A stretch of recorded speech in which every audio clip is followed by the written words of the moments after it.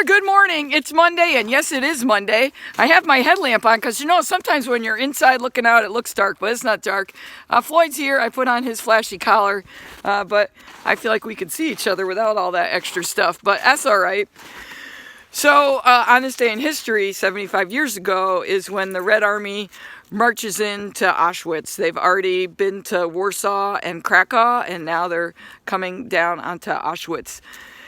And, I listened to this woman who said she was brought in when she was 20, and she just talked about how they were stripped down, their heads were shaved, and then they were tattooed, and just talking about how she took care of the other children in the camp. And it was a lot to listen to, but it's really important to hear it, right? We have to remember, and we have to be aware, especially on the heels of Martin Luther King's birthday, how are we looking at people that don't look like ourselves because of color, because of religion, because of sexual orientation, because of whatever.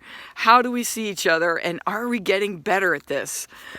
I would like to say yes, but I'm not so sure. I also listened to something this morning that said that white people in America are the most segregated, isolated group of people.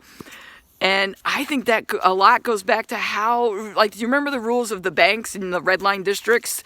Is how banks distributed money, and they didn't let black people buy homes in certain areas. And let me tell you, that's totally impacted generations of people, right? So those red districts are actually impacted by environmental change more than any other districts. It's super interesting. But anyway, I just want us to all take a moment and reflect on Auschwitz and how we can all look at each other maybe in a more kind and generous way.